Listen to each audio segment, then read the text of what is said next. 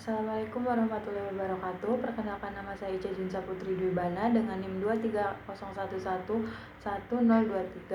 Video ini dibuat untuk memenuhi tugas UAS mata kuliah Manajemen Kinerja dan Balas Jasa. Di sini saya akan memaparkan PT FXCM Manufacturing Indonesia.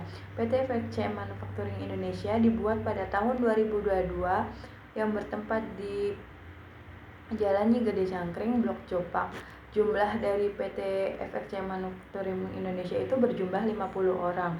Adapun visi dan misinya. Visinya yaitu menjadi perusahaan manufaktur filter udara yang berkualitas dan terpercaya. Kemudian ada dari misinya yaitu produk berkualitas, pelayanan terbaik, pengembangan SDM, serta keamanan kerja teknologi efektif.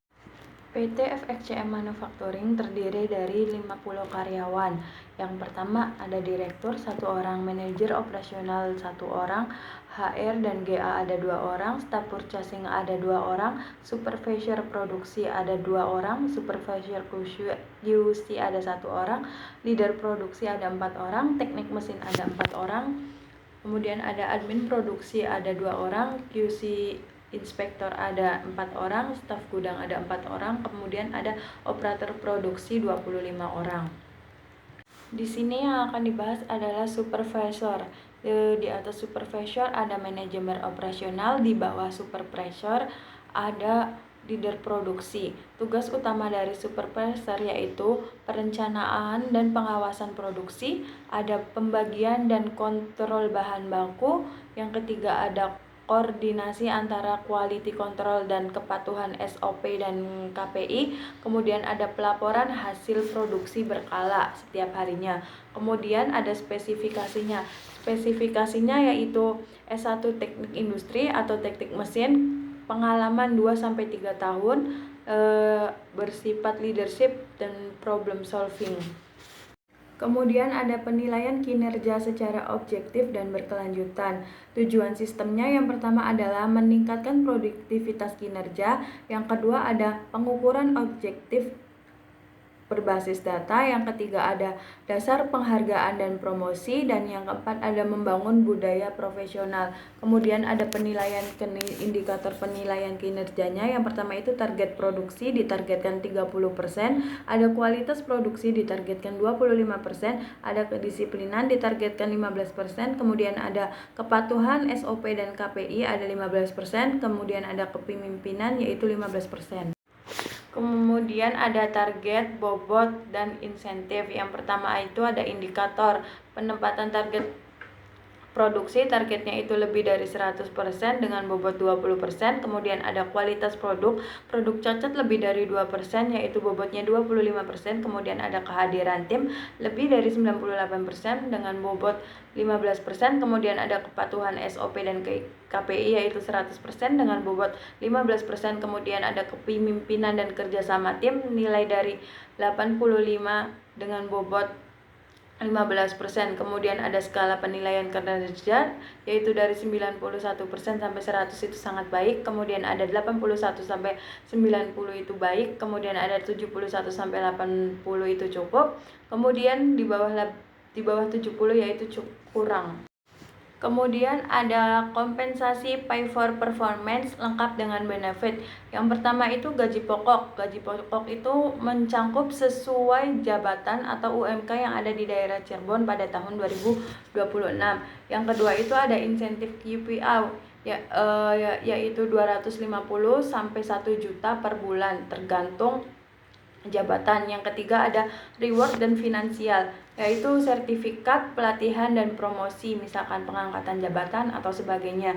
Yang keempat ada tunjangan. Tunjangan itu bersifat ada yang tunjangan jabatan, kehadiran, makan, transport, BPJS. Kemudian ada bonus. Bonus biasanya ketika produksi mencapai target, kemudian bonus tahunan karyawan, kemudian ada bonus karyawan teladan. Kekuatan yang jelas, resiko yang bisa dikelola. Kelebihannya yaitu objektif dan adil. Yang kedua meningkatkan motivasi. Yang ketiga mudah dievaluasi dan digunakan untuk promosi. Yang keempat ada peningkatan kualitas produk. Kekurangannya adalah perlu pengawasan ketat, kemudian data harus akurat, daya dan waktu implementasi, ada risiko ketidakpuasan. Kemudian dari kendala menuju solusi konkret. Kendala dan resikonya itu, kendalanya pemahaman KPI rendah, solusinya itu sosialisasi di KPI berkala. Kemudian ada adaptasi sistem baru, yaitu solusinya pelatihan supervisor dan tim. Kemudian ada koordinasi data lintas divisi, solusinya indikator jelas dan data objektif. Kemudian ada risiko penilaian objektif, solusinya evaluasi berkala dengan bukti.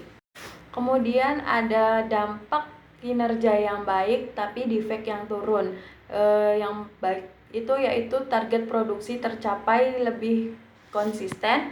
Kemudian ada penurunan produk cacat, ada kedisiplinan dan tanggung jawab lebih baik, ada motivasi kerja meningkat, kemudian ada efektivitas kerja yang timnya naik.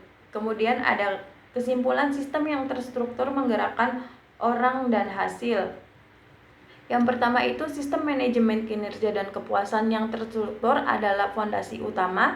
Yang kedua, supervisor produksi berperan vital dalam pengawasan dan pencapaian target. Kemudian ada KPI menjadi alat penilaian yang objektif, adil dan transparan. Kemudian ada skema pay performance yang meningkatkan motivasi dan kualitas kerja.